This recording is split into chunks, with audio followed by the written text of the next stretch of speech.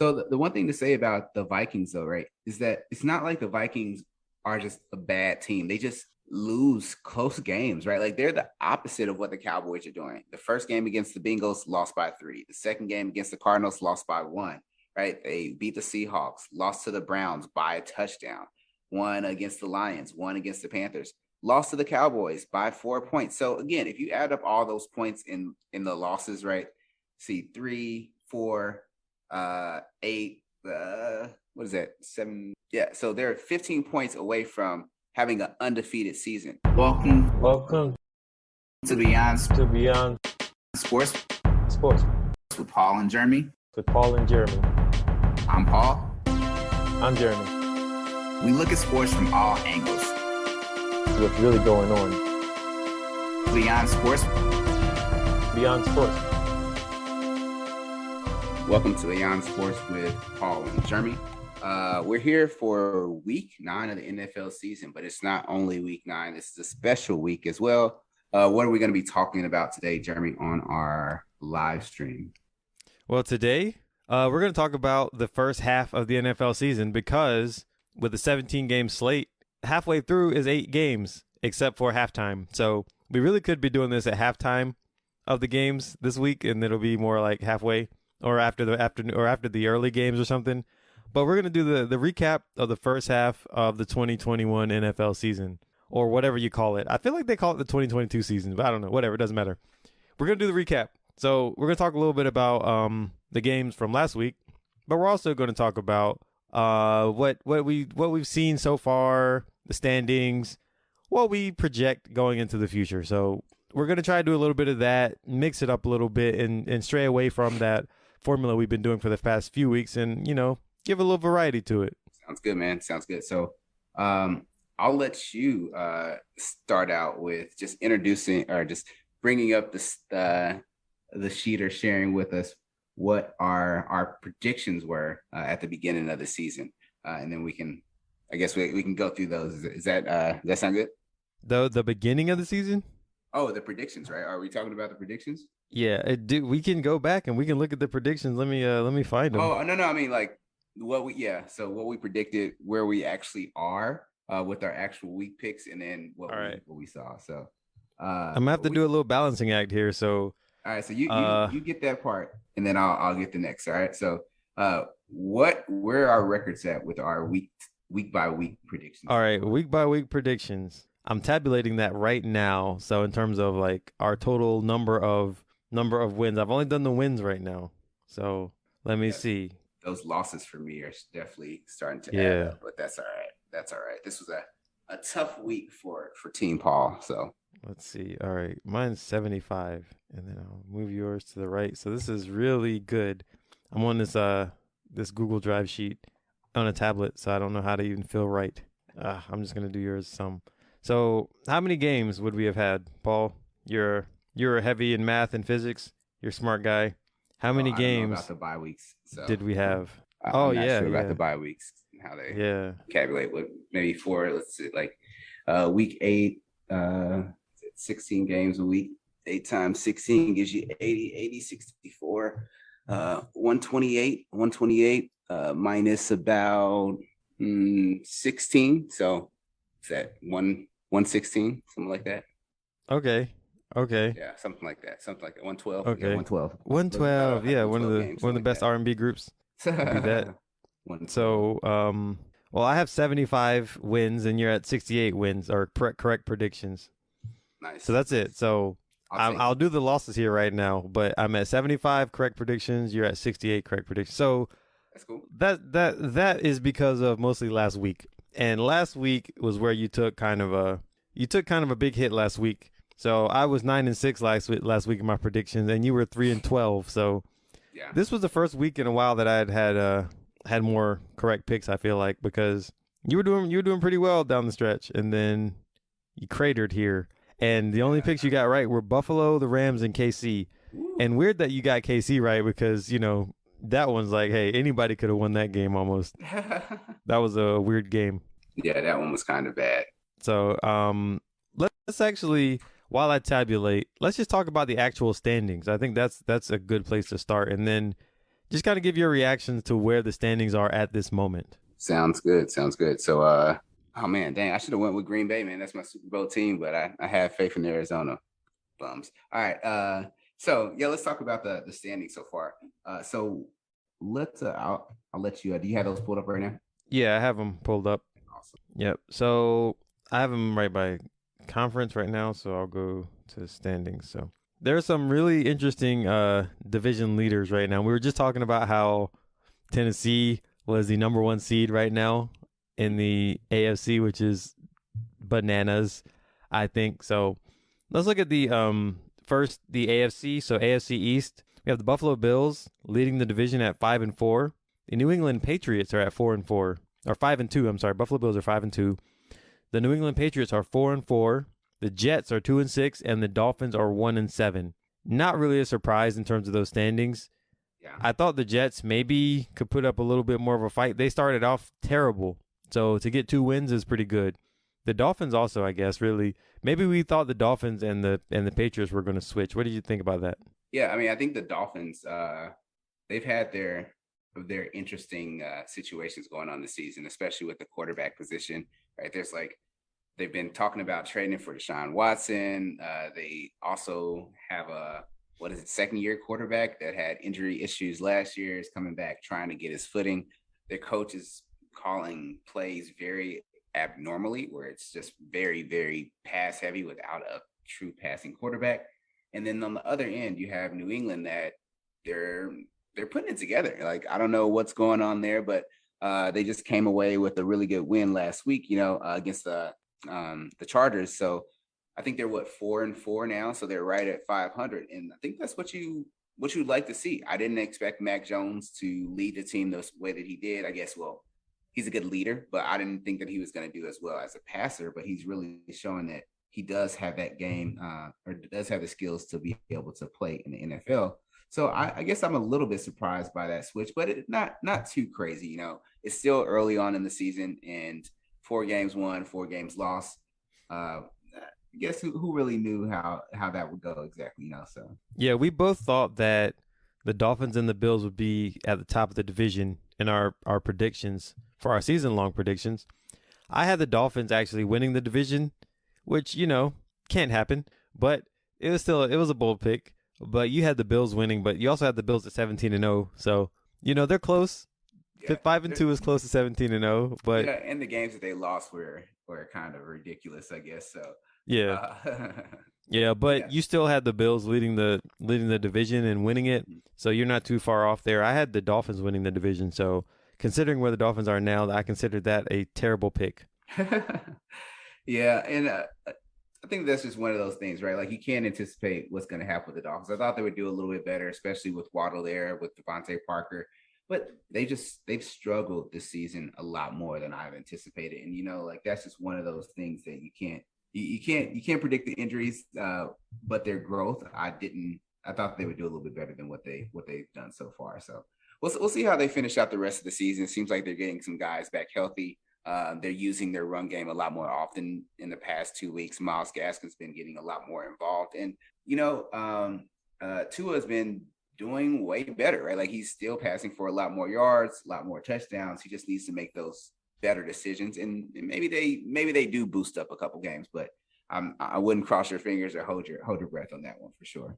Yeah, I don't think so either.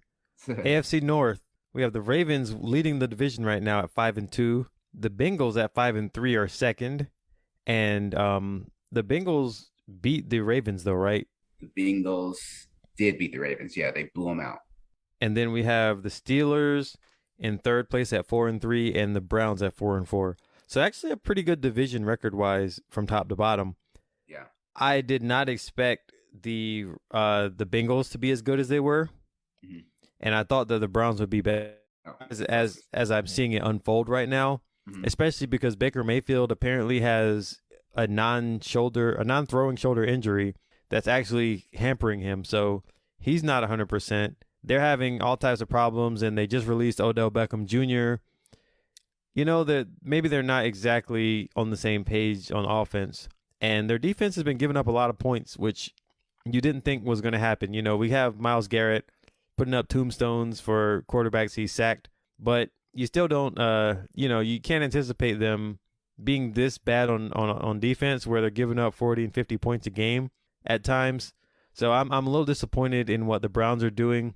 I'm happy for what the Ravens are doing. So I'm excited to see how that division is going to shake out. I feel like Baltimore can pull it out, but they're only a half game ahead of Cincy, and Cincy's they're coming. Yeah, definitely. And I said Cincinnati is one of those teams that if they're hitting, they can be really good. I've always liked Joe Burrow even before he came out. I didn't know that he was going to be back to the level that he played at before and above that so quickly after that injury. I thought it might take a little bit more time, but they're really doing a good job. And with the addition of Jamar Chase there, they look like they could definitely be a playoff team, So in the AFC where everybody's almost alive in the wild card, it'll be interesting to see what happens and who actually pushes forward. There's, like you said, there's so many different injuries that are going on this season. The Browns just cut Odell Beckham Jr., right?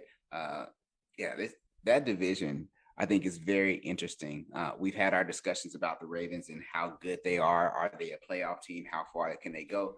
And, I think with them, the Ravens, and let me know what you feel about them, right, at this point, right? With the Ravens, if they catch steam, if they get momentum and they continue to play at a high level when the playoffs are about to start, I think that they could be dangerous. They have a lot of inconsistencies, and that's going to be the biggest thing that might hold them back. But if they can figure out those inconsistencies, they have a lot of weapons up there. We'll see what happens. They're not getting any of their other running backs back this season, right? They're all out, right? The top 3 running backs are out. Top 2. And not that I know of. I don't think they're going to get them back. Yeah. But I do agree that they can be dangerous. I think because they don't have much to lose. I think they're also not going to be a favorite at any time. So that allows them to play a little bit freer. Mm. And I think in the past, they might have had a little bit of pressure on them because they've been high seeds. They've had home playoff games. And, it's not been in them to come off to these great starts and lead a team and then not have to fight back. So if they can play free and they can play their type of football without the expectations, maybe they can be dangerous. Maybe they can sneak up on someone that maybe has a little bit, loftier expectations, I guess, and feels the pressure of those expectations. Yeah, so I think that's going to be the most interesting division to watch, right? Because all the teams have, again, very solid records. It's still early. 10 games? No, 9 games left to play, right? 10 games for some teams. So yeah, it's going to be an interesting one to watch. If you had to pick a team that you think is going to end up at the top of that division, right? Who would you choose? I think the Steelers are the team that I didn't expect to do as well as what they have been doing. They haven't really put up that many points. So I think that the Steelers are probably going to be at the bottom.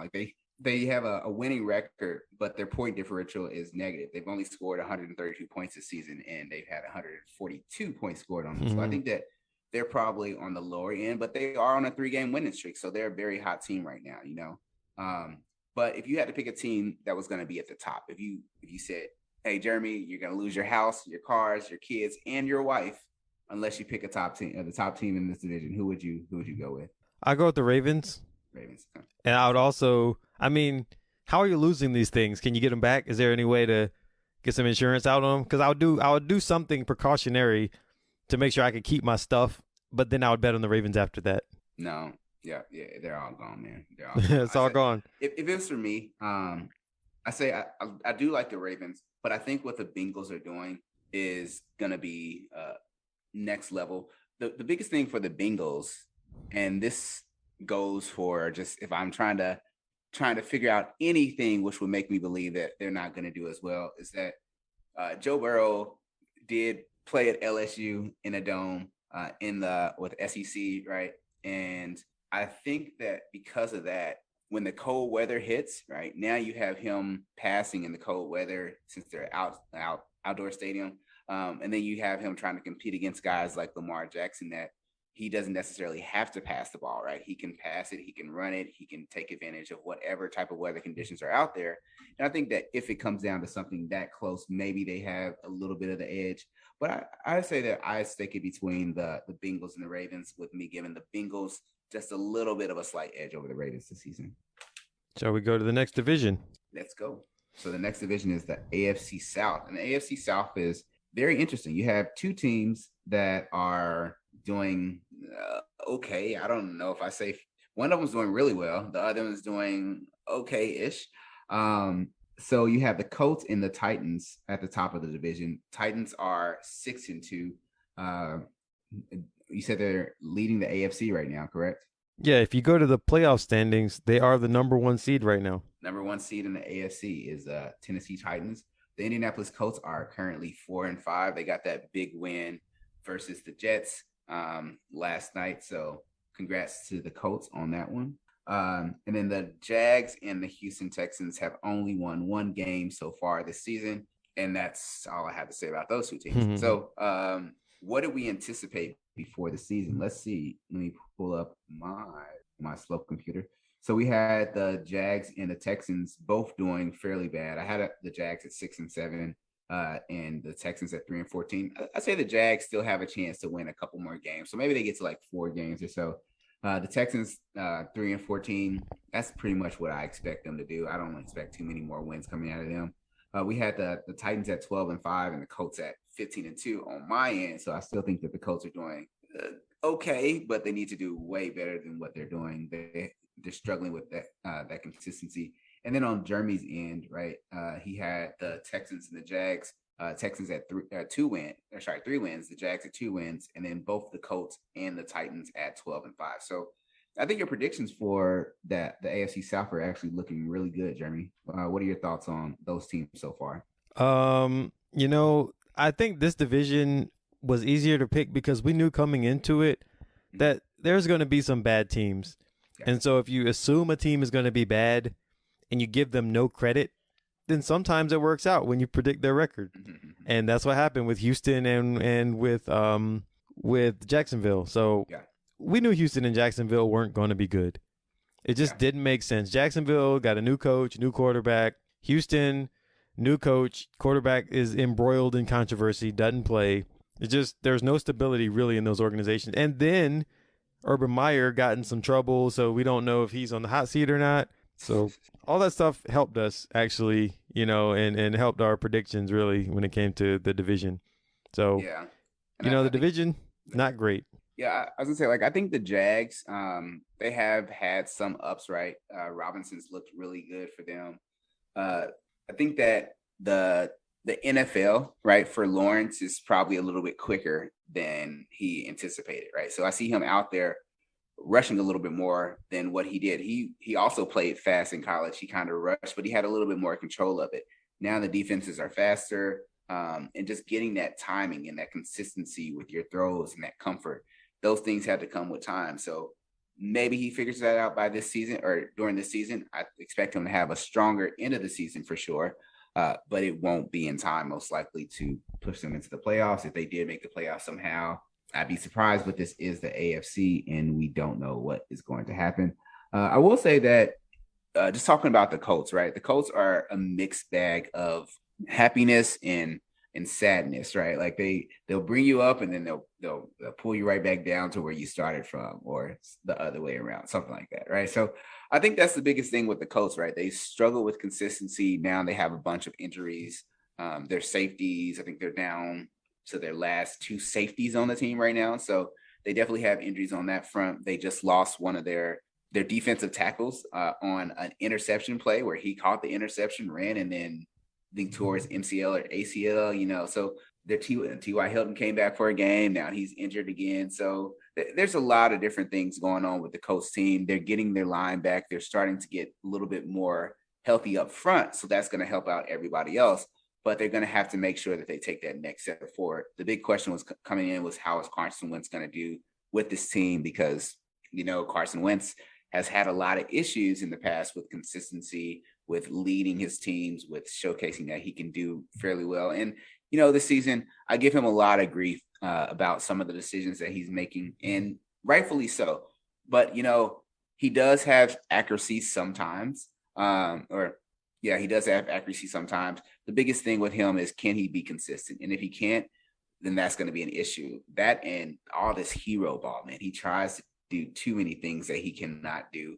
And those things cost him. Like those last second passes, he has to know that just take the sack, man.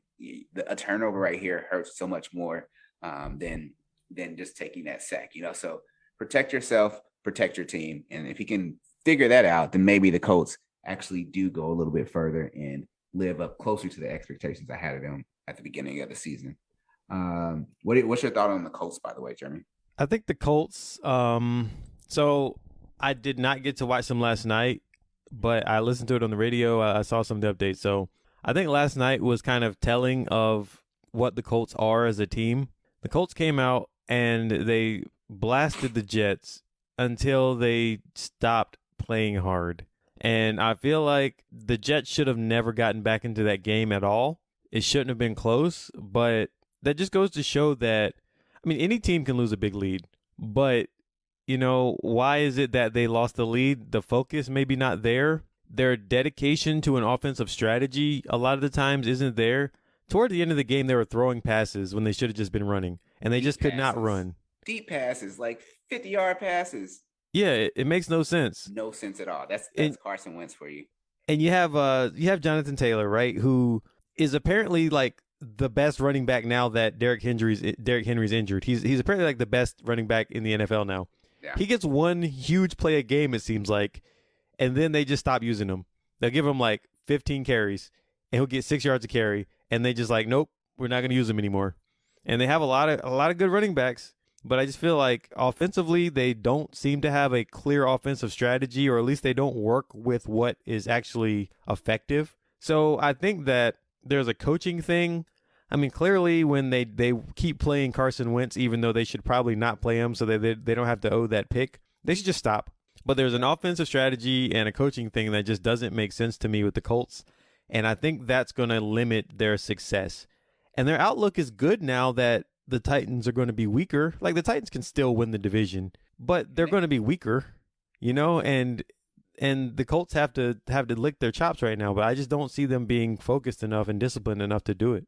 Yeah, I think one thing that you said really rang out is that their strategy seems really weird. And what I think they're doing, thinking next level, where their coaches are coming from and what they're trying to establish, especially on the offensive side, they want to make Carson Wentz like the clear leader. They want him to show that he can lead a team. They want him to figure out his passing issues.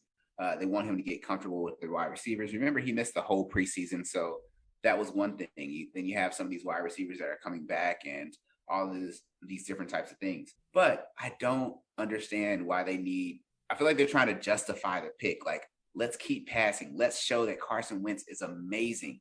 But that's the wrong strategy to go with, right? The goal is to win games, right? It's not to showcase this quarterback that has had issues being consistent at big moments, right? Like, he can't be consistent at big moments.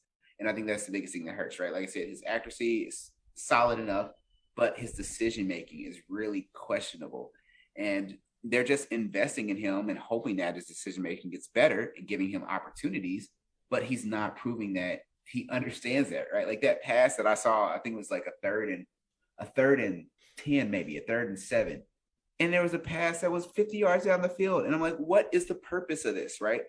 They got too confident. They thought they were going to necessarily win the game. But, the Jets were almost about to score a touchdown and be within a touchdown of winning, tying the game.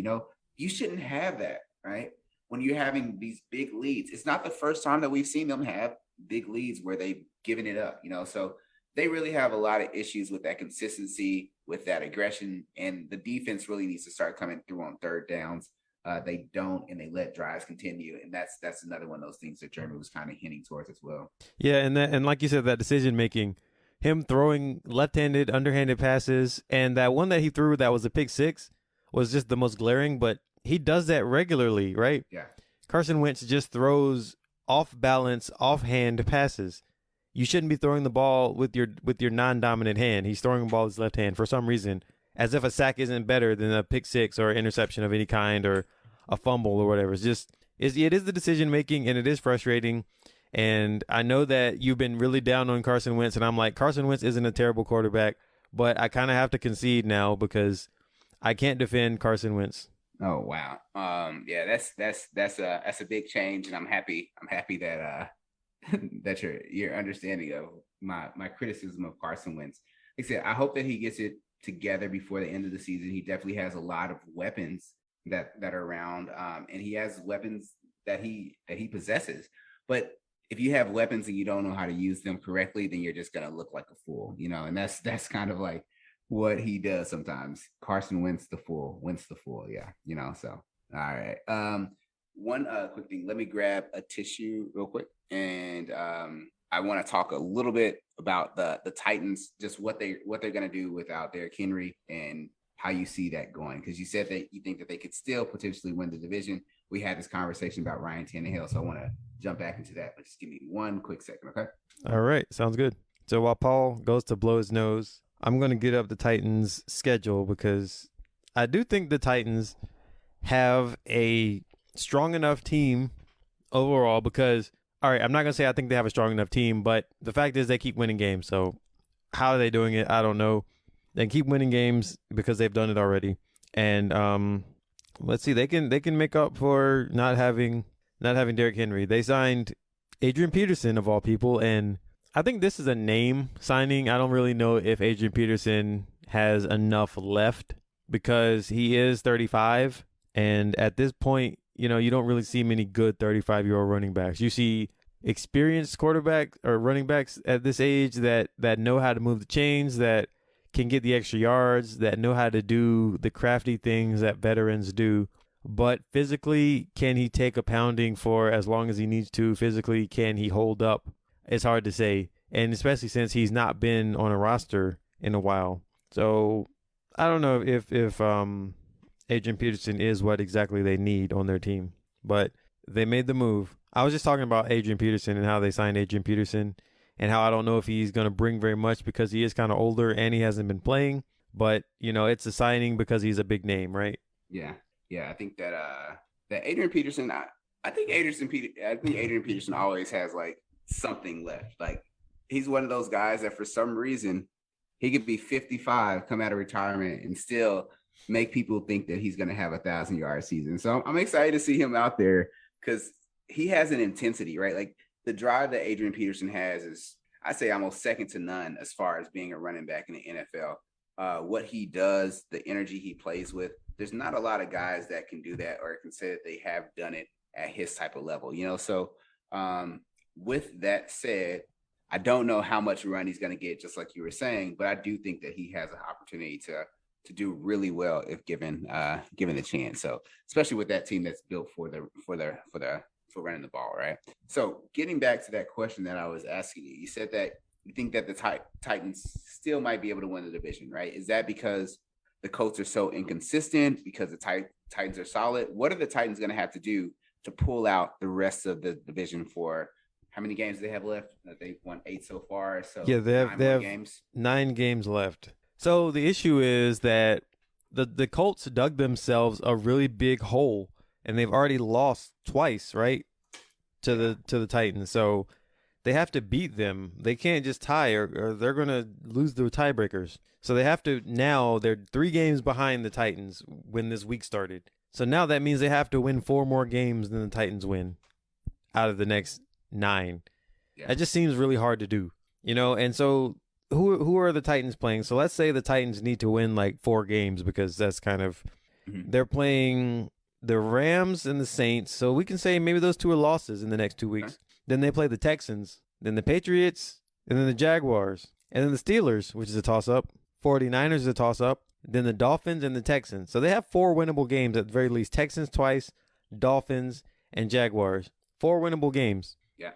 So at the very least, they could say win 4 and go 4-5 in the next 9. And the Colts would still have to win. Like they'd have to win like 8 games out of their next 9. Which is actually, so the Colts have already played 9 games, right? So they only have 8 games left to play. Okay. So basically they would have to win out. I think they'd have to win out. Well, I mean, the Colts will have to win 2 more games or 3 more games than what the Texans win, right? So they have to win. If they finish the with the same record, 7. they're not going to beat them. So they have to win more games than them. Yeah. So the Colts right now are 4. They've won 4, and the Texans have won 6. So they have to win 2 more games to tie them and 1 more to be ahead. So that's 3 games, right? So the Colts are going to end up having to be 3 games ahead, almost 4, right? because that one. So I guess it just really depends on how the Texans do, or sorry, how the Titans do this week, right? Because Yeah. that's going to be the real telling part, you know. And when you're talking about the Colts, right? Just recapping their season. This is what happened. Seattle, the first game, they let big plays happen. They lost that one. The Rams, they had the better team that game. They lost by 3 points.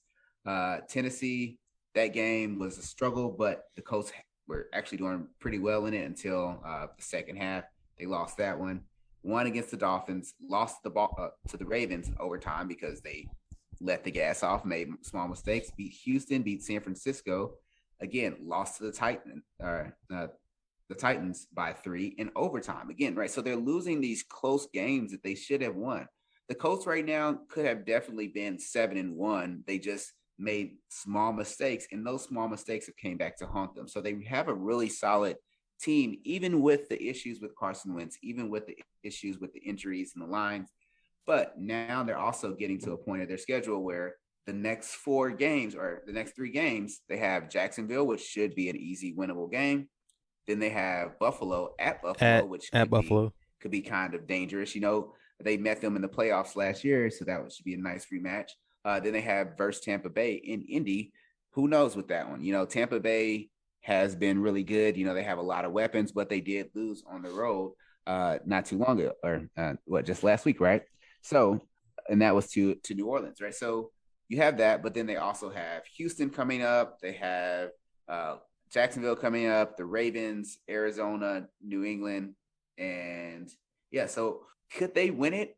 They could still potentially, because they have a lot of games in there, but they're going to have to make sure that they win those close games. And if they can't do that, I think you have a good point right there with saying that the Titans still could win this division out as long as they show up. So this is going to be on Tannehill. You have a chance to prove Jeremy wrong. He said that you ain't no passer. You need to be on the bench, take you back to college, turn you into a wide receiver. That's your life now. So show him that he's wrong. And I'll send you a hat, Ryan Tannehill, that says, "Congrats, you proved Jeremy wrong." Eric. Send him a Beyond Sports or Paul and Jeremy hat, please. Let him endorse it for us. What I think the Colts have 3 winnable games, 3 easy wins. They have the Jaguars twice, and they have the Texans. And again, those teams, it doesn't matter if it's home or away. Those are winnable. So in the next 8 games, they have 3 winnable games. So we're talking 7-10 if they win the games they're supposed to win and maybe lose the other ones, which means they need to win. They need to win against the Bills, Bucks, Cardinals, Raiders in order to get into the playoffs. Let's see, 1, 2, 3, 4. Yeah. And why do I not have the 5th one? Oh, Patriots. Yeah. I think they need to win out. I really think they need to win out, because if they win out, then they can go 12-5. And 12-5 is probably what they need to be if they want to actually get into the playoffs. Now, maybe they can win a wild card, but anything less than, I think, 11 wins at the very least is going to be really tough for them, because I think at least the Titans can get to 10 wins. I think the Titans can get to 10. So they at least need 11. How about that? They need 11. You're muted, I think. Yeah, so if they can get to 11, they'll at least have a shot, you know, and I think that that's the biggest thing for them. They need to make sure that they're getting to 11 wins, and they can do that. Let's see, Jacksonville, like you said, Houston, Jacksonville, that'd be 3, that'd be 7 wins. They need to pull out, 4 more wins. So I can see them beating. It's a deep hole. I can see them beat the Ravens at home, New England at home. I'll say Tampa Bay at home, maybe, right? They have a lot of pressure that they can put on the quarterback. It's just that consistency. And then that last game against Arizona and Buffalo, and those might be a little bit more challenging, especially since they're on the road. So we'll just see. Maybe that's what they need. If they can pull off the win against Buffalo, then we're talking maybe they can win the division. So 2 weeks should give us an idea of if the Colts have a shot. But I'm gonna definitely be looking at that Titans game this week to see how they look without Derrick Henry, at least with the starting parts. And next division is the East. Do I have it pulled up? You have it. Okay, cool. AFC East, right? So the AFC East, you want to read off the records for them? Yeah, so the AFC, or did we do the East? Sorry. AFC East, AFC West. Sorry, West. Mm-hmm. So the AFC West, we have the Raiders at 5-2, leading the division. The Chargers at 4-3, second place. The Chiefs and Broncos are tied in the bottom at 4-4. I'm sure there's a tiebreaker situation with there, but functionally they're both last, 4-4 with the same record. Yeah. This is quite a surprise. Quite a surprise. Yeah. So my initial records, I had the Chiefs at the top, then the Chargers, the Raiders, and then the Broncos. So I did have the Broncos at the bottom. The Chargers, I thought they'd do a little bit better. They've lost a lot of close games recently, which kind of sucks, but they have had some good wins in there. The Chiefs, man, they've had their issues this season. So that's a little bit of a surprise to me. And then Jeremy, for that division, you did have the Broncos and the Raiders at 8-9, the Chargers at 11-6, and the Chiefs at 14-3. So we were very similar with what we were thinking about in that division. You thought the Broncos were going to be a little bit better than I did, but outside of that, like, we were fairly similar. So what's going on in this division? What do you make of the record so far? And then we can talk about the play as well. So what do you make of the record so far? First of all, I don't think the Broncos are very good. I think the Broncos had a good schedule early, and they took advantage. And we thought that they were good because they were 3-0. But as time goes on and we see them play more, they just don't look good. Like, their defense is their strongest unit, and it's not really been super good. They just traded Von Miller as a kind of a sign of, hey, even if Von Miller's not what he used to be, we're okay moving on because we're probably not going to be super competitive, right? Mm-hmm. So that's kind of a white flag in a sense. And then their offense is just not so great. Last time I saw them play, I was not impressed with what they're doing. They have good players, but they're not explosive. They don't put up a lot of points. So Broncos, I just don't think are a very good team. I think the Chargers, now that one I think is kind of an interesting one. The Chargers also might not be very good, but I still don't have a good grasp on it. Now, Herbert has a hand injury, or it's an injury that he's been playing through, or at least he hit his helmet, or hit his hand on a helmet, and so his hand's been hurting. So maybe that's why he's not been playing great the past few games, but they didn't say that he was injured when they played Baltimore. So I don't know. The Chargers are a team that looked really good coming out the gate too, and they might not be very good as well. So both of those teams are going to really take shape in the next few games so we can understand. Because the Chargers had us all really hopeful, and they actually might not be as good as they started out as. Kansas City is a mess. Kansas City just doesn't have any rhythm. Their defense is not good, and their offense just doesn't have any rhythm. So they're going to have a real hard time. Like, the things that I saw from them in that Monday night game against the Giants, it just did not look good. Mahomes wasn't making good decisions.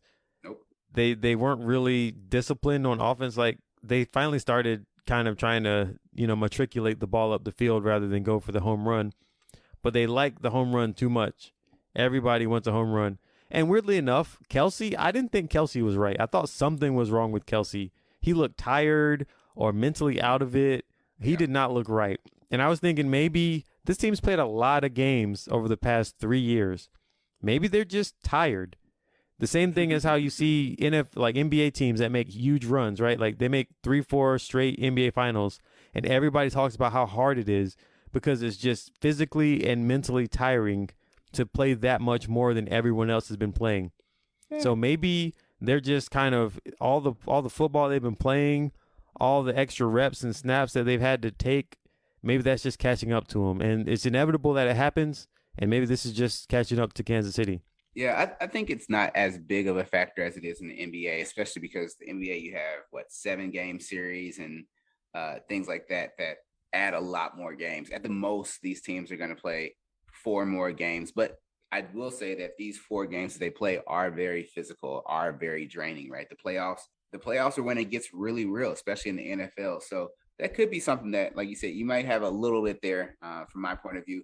But I do think that, really quick before you go, I'll comment and say 4 more games in the NFL is a quarter of a season, right? When you play in the NBA, you could also play something like a quarter of a season. So I think they're equivalent with the caveat that the games again are more physical, but I think they're equivalent in terms of you play a fraction of a season, and that fraction is similar if you play from the wild card and go up.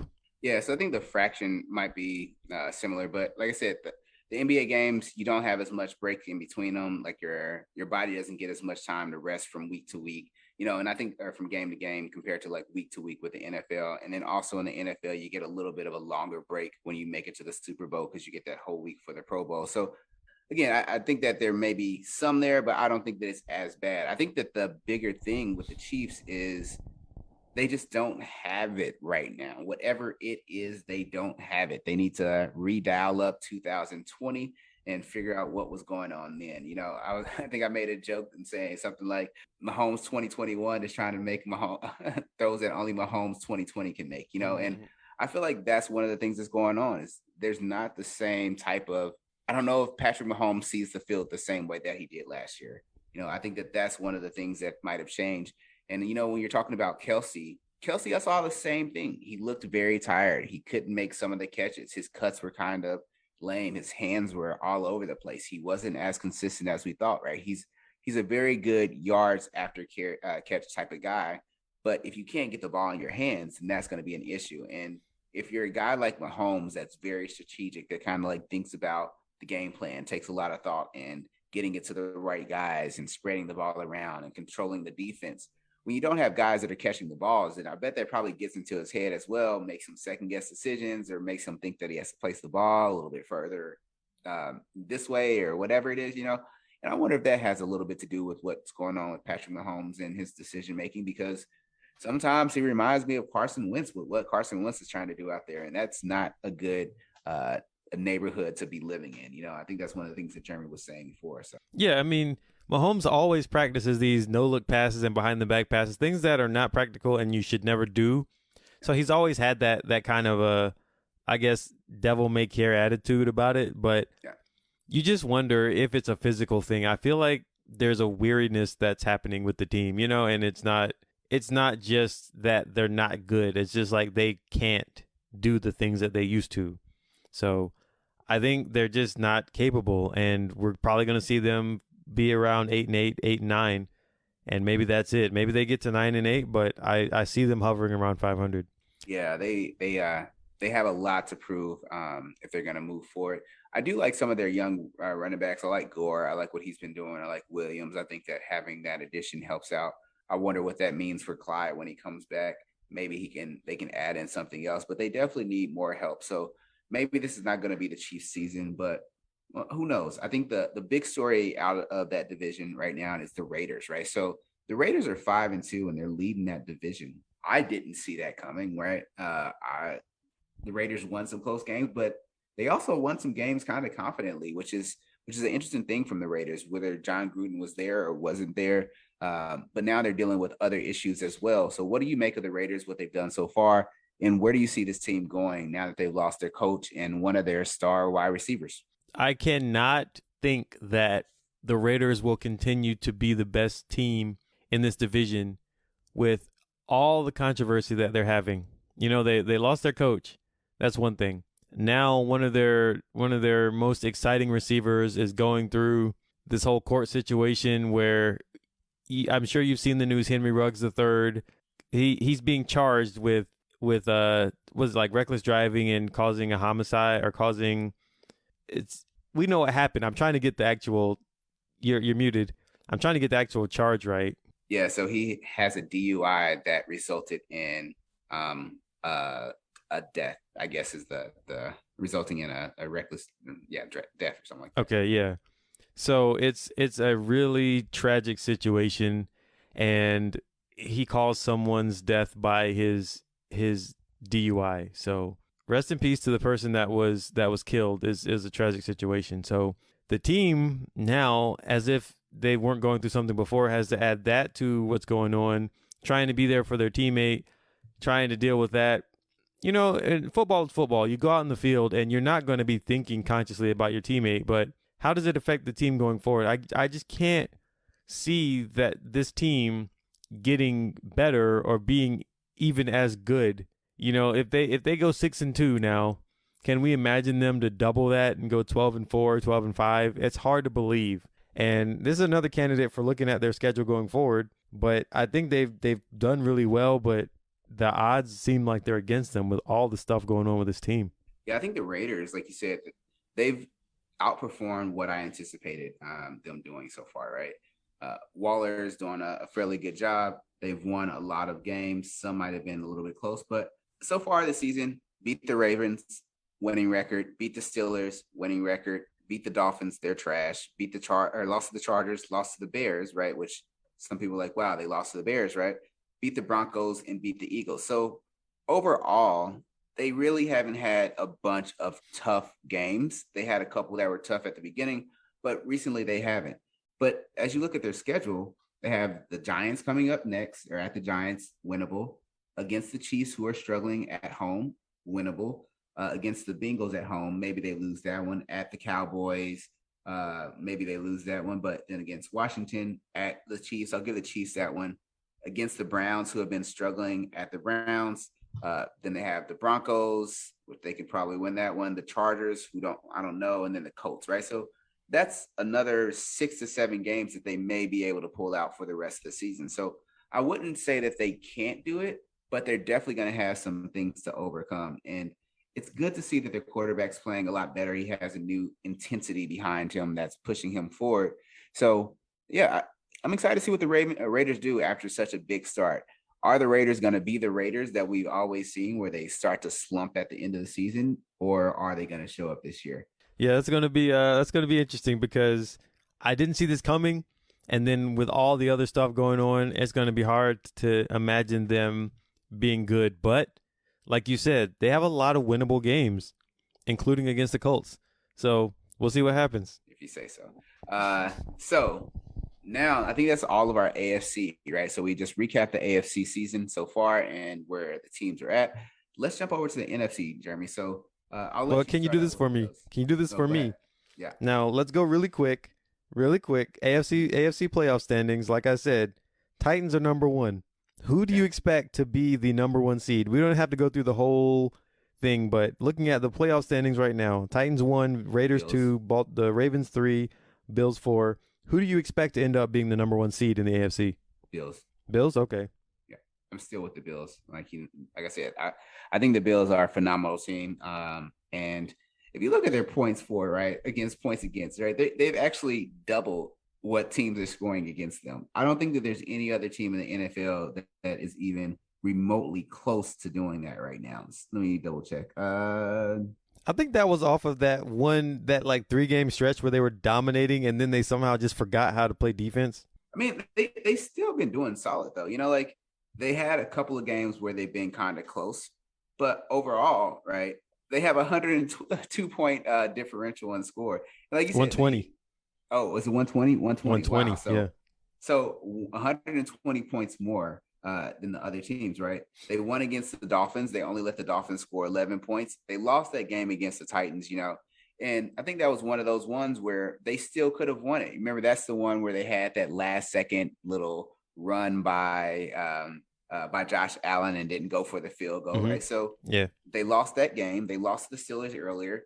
So far this season, they haven't really did too bad. They held the Chiefs to 20 points. Like I said, the Titans got the best of them. But coming up, let's look at their schedule. They have the Jags, at the Jets versus the Colts. Okay. At the Saints, which Saints have been doing a little bit better. Don't know how. Jameis is out, right, for the rest of the season or something like that. Yeah, he's out for the rest of the season. Torn ACL. He's out. So Jameis is out. Then you have the Patriots at home. You have at the Buccaneers, the Panthers, at the Patriots, the Falcons, and the Jets. I think that the Bills are definitely ahead of every other team in the AFC. That's, I think, 3 losses. Yeah, you can think that. So Jeremy thinks 3 losses, but even if they're 3 losses, I still think that they do better than the other teams. That puts them at 12-5, I think. Yeah, their division is just so much easier, I think, than all these other ones right now. So I'm still going with the Bills as the top of the AFC. I mean, that's a good argument because I do like point differential, and clearly they're the best team in the NFL based on point differential. I think the Cardinals might be second, but the Houston Texans have 120 point differential too, except it's negative. So that's how bad the Texans have been. Yeah. Is how good the Buffalo Bills have been, basically. Yeah, definitely, man.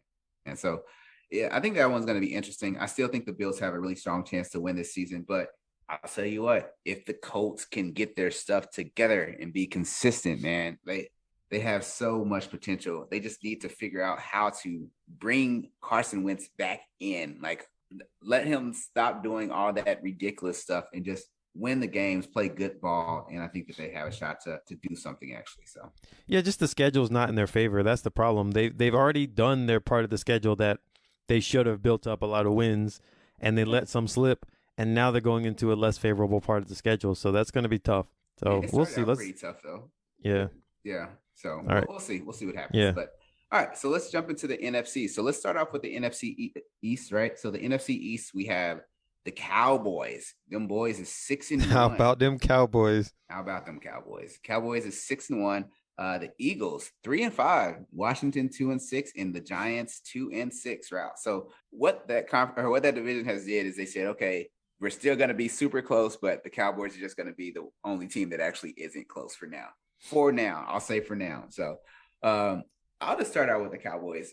Those other teams, New York, we didn't think they were going to be good. Washington's like, they have their issues. Eagles, they've shown a little bit better. They're actually way better on the road than they are at home, which is kind of interesting. But the Dallas Cowboys, they're 6-1 right now. So what do you think about those Dallas Cowboys? I'm really surprised. I thought they were going to be 500 again, so I had them going 9-8. They're going to get 9 wins, right? It's like, how can they not get 9 wins? They're playing the Falcons, so that should be a win. Let's see. They got to play the Giants again. They got to play Washington twice. Eagles. They should be able to get 9. They might finish 9-6, 7, 8, 9-8, but they're going to get 9 wins. So I don't know. I'm really surprised, but it's a good thing because Dak Prescott, didn't play last game. They got a win over Minnesota. Their defense still been playing pretty well, and a lot of people do think that they're the best team in the NFC. I don't necessarily think that, but at the end of the day, somebody's got to win it. So can they be competitive enough? I think they can. So I think I'm surprised at how well they've done, but there's always a collapse waiting to happen with the Cowboys. So I'm just going to sit back and wait for it to happen. But until then, I'll give them their props that they've exceeded expectations, I think, so far. Yeah. I'll say this, to this point, right? What I had the Cowboys at was 4-3, right?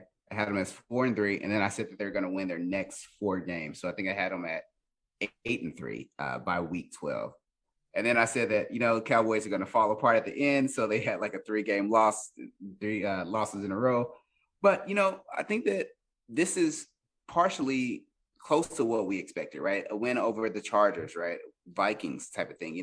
We always knew those games are going to be kind of interesting. So I don't know if what they've done so far has just been amazing, right? They beat the Eagles, the Panthers, the Giants, the Patriots, so they've had some of those types of wins.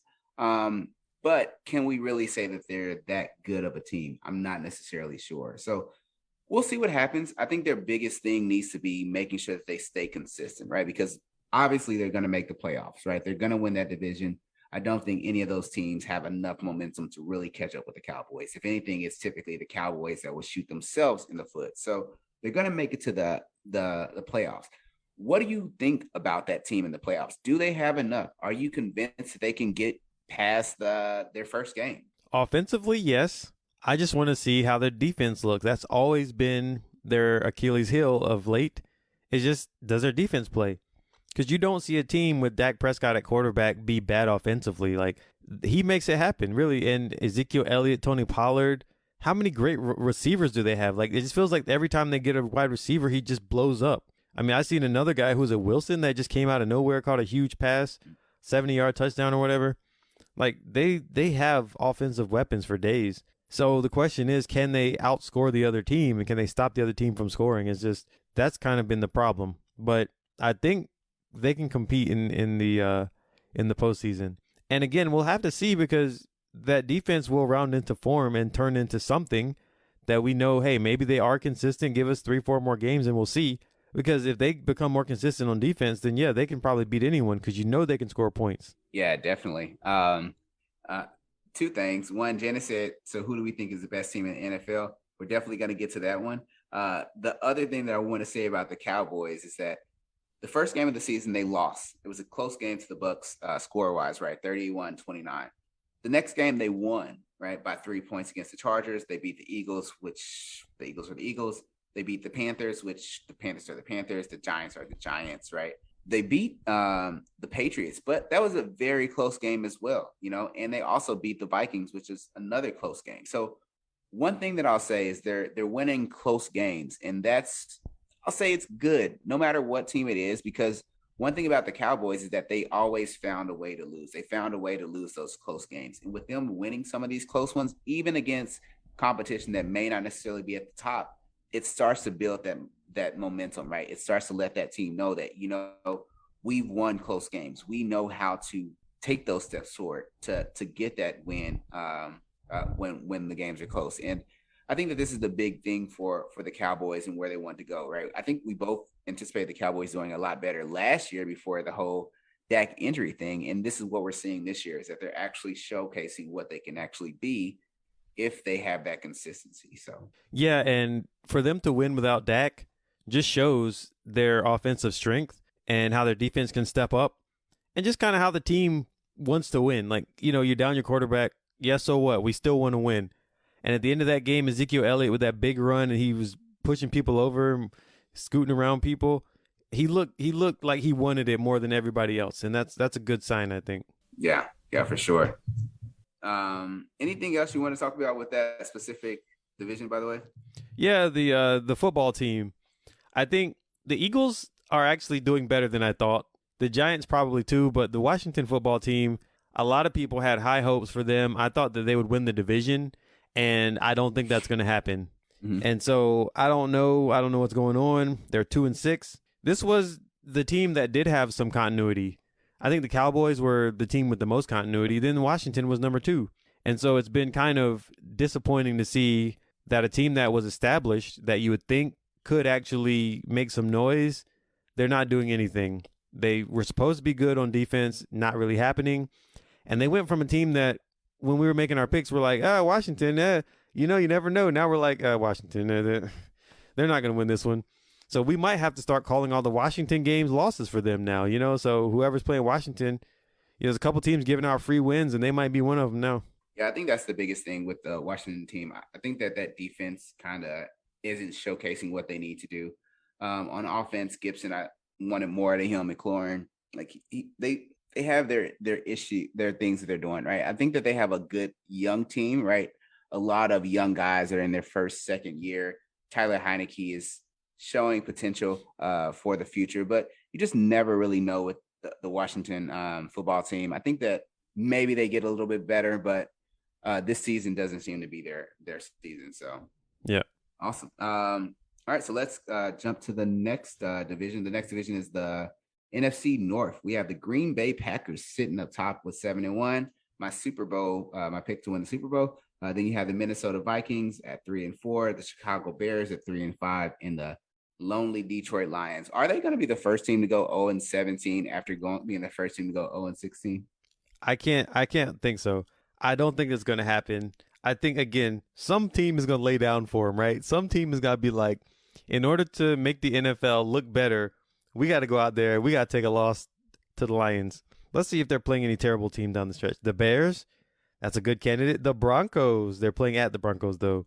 It doesn't look that great, though, on their schedule. So they got at Steelers, at Browns, versus Bears, versus Vikings, at Broncos, versus Cardinals, at Falcons, at Seahawks, versus Packers. So where do they get a win in those games? Maybe if the Packers are 15-1 and they're going into the 17th game and they don't play anybody, but Jordan Love's playing this weekend, so yeah, he might be experienced enough to win that game, right? He's not going to just be his first start, so he's going to be used to it. So I don't know. I don't want to see the Lions lose all the games, but yeah, it is very possible looking at their schedule. Yeah, they definitely are struggling. I know Jeremy's like, they look good, man. They look good. They're going to win soon. They're going to win. That's that hope that Jeremy has sometimes in some teams, but you don't always get to see that hope come to fruition, right? So I think that what I'll say is I don't think the Lions have that strong of a team. Their defense can't stop anything. Their offense is inconsistent, and I think that the Bears are doing a lot better, right? They found a quarterback that they can kind of build behind. I feel like he feels like a Chicago Bears quarterback, right? Like he feels like he's that guy that Chicago needs to cheer around. that run that he did where he made 10 people dive at him and juked them all, that was just ridiculous, and I think that he has a lot of ability. I liked him coming out of the draft. His biggest thing, he holds onto the ball a little bit too long, so he needs to become better with his decision making, needs to tighten up his passes a little bit. But if he can do that, right, they have a solid team up there. This is the team that traded for Khalil Mack to solidify that defense not too many years ago. So they still have a solid defense. The offense is doing a lot better, right? But they have lost 3 in a row. So they're still a little bit away from where they need to be, but you have to think those are good signs. So what do you think? First of all, what do you think about the Bears before we talk, and I'll talk about the Packers as well, but what do you think about the Bears? I think the Bears are playing for the future right now. I don't think that they're going to win a lot more games this year, but they got to get Justin Fields ready. I don't think they're going to have the same coach next year. I think they're going to have a total regime change that can build around Justin Fields. So not a lot to say about them until the next year or two, because this year is a lame duck year, I think, and I think it's just all going to change. But we'll see how they are because they're building for the future. Yeah, for sure. I'll say with the Green Bay team, I think they're very solid. It will be interesting to see what they look like with Jordan Love out there. Just remember, Jordan Love was a really solid quarterback in college. He had a couple of different issues, which made him slide in the draft. But, it seemed at one point that the Packers were almost set on going with Jordan Love. Like at one point, there is a thought that he may be their quarterback for this season. So with this game, he'll get a chance to prove himself and kind of show what he can do with that offense. Either this is going to make us really appreciate Aaron Rodgers, or we're going to basically understand that Jordan Love is their quarterback for the future. So once Aaron Rodgers does retire, once he does leave, they should be in good hands. So I think the Green Bay Packers are doing what the Green Bay Packers need to do. The biggest thing for them so far, their defense has been very consistent. And I think that that's the thing that kind of helps them out, right? Aaron Rodgers is always going to do what he does really well. Well, besides that first game where people were like, what is this dude doing? But outside of that, he's done a really, really solid job. So I think that the Packers are going to be solid for the rest of the season as long as Rodgers comes back from his COVID issues or whatever it is, healthy and keeps that same energy that he has been showing so far this season. Yeah, and since you brought up Aaron Rodgers, we're going to have to talk about it. Aaron Rodgers, for some reason, decided not to be forthcoming about his vaccination status, tested positive, missing a game now because of it. And, I think a lot of people ignore how weird Aaron Rodgers is because he's good, but he's weird. And he's got this whole like, hey, I'm a deep thinker, intellectual thing. I want to host Jeopardy, and that's fine. But you can't be weird about it. And he's just being weird. And he's actually, who knows what he could bring on his team for this. It was a huge thing in the offseason about if a team misses a game because of an unvaccinated player, they have to forfeit. And they were like, everybody needs to get vaccinated. And they made a huge deal about unvaccinated players. And you got a lot of unvaccinated players on the sidelines nobody seems to care about. And you got guys that are apparently misleading people into thinking they are vaccinated. And there better be something in terms of blowback from this, because he's been basically acting like he's vaccinated and he's not.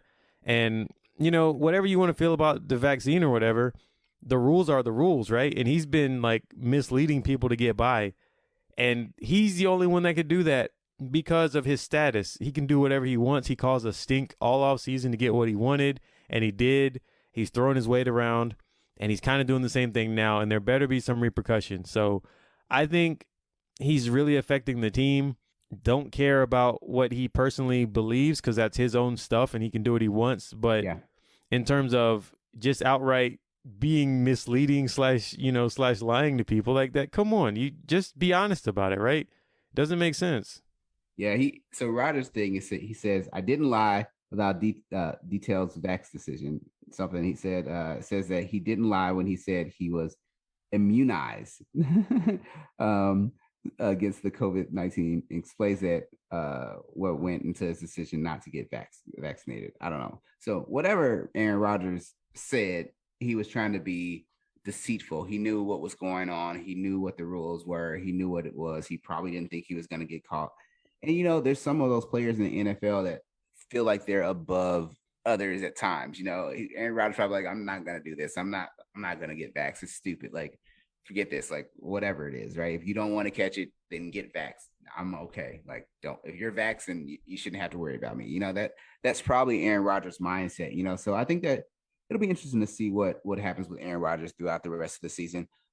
Because I don't think he's going to get vaccinated anymore, right? So that means that he could still miss games, and that means that he could still miss playoff games as well, right? And that's going to be one of those issues. I just want to see him miss a few more games, just because, like, everyone who isn't has come out. Kirk Cousins, he said so. Lamar Jackson, Carson Wentz too, apparently, right? Yeah. Like, but they're following the rules that are set forth, and they're saying, okay, if I'm gonna get treated differently, fine, but I'm gonna do it my way, and I'm fine with that. Like, I support people having a belief and then doing it their way, as long as they're playing by the rules. But if Aaron Rodgers is not going to play by the rules, I think there needs to be some sort of blowback. Like, needs to be fines, needs to be something that lets them know you can make your own decisions, but just don't be deceptive about how you do it. Yeah. So that's definitely going to hamper their Super Bowl hopes for me if he does end up having some of those COVID issues. But I still think they have a really strong shot this season. So we'll see what happens. Last team in that division, Minnesota Vikings. I thought the Vikings were going to be a little bit better than what they have been. They haven't shown the same type of energy on offense, and I think that that's one of the things that's kind of worrying for them. Let's spend maybe like a minute or two on them. I just want to see what the rest of their schedule looks like to kind of see if there's a little bit of hope for them. What is your take on the Vikings so far, by the way? I think you got more hope for the Vikings than I do for the Lions. But what I think about the Vikings is I think the Vikings are what they are. They're an average team with above average talent.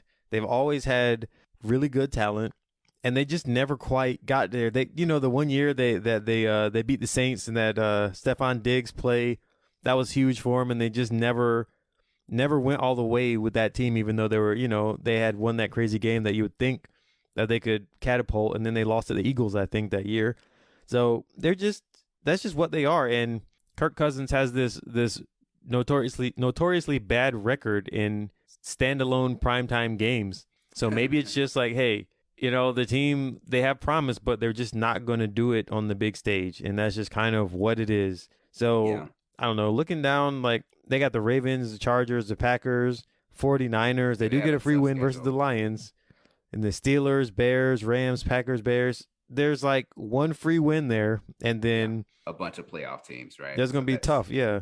So the one thing to say about the Vikings, though, right, is that it's not like the Vikings are just a bad team. They just lose close games, right? Like, they're the opposite of what the Cowboys are doing. The first game against the Bengals, lost by 3. The second game against the Cardinals, lost by 1, right? They beat the Seahawks, lost to the Browns by a touchdown, won against the Lions, won against the Panthers, lost to the Cowboys by 4 points. So again, if you add up all those points in the losses, right?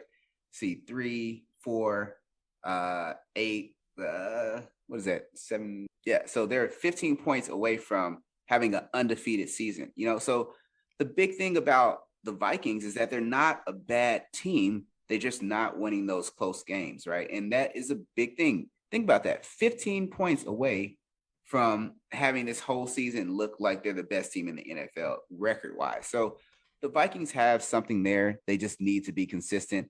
But with that with those games coming up, it's going to be tough, right? The Ravens, at the Chargers, at the 49ers, at the Bears, at the Packers.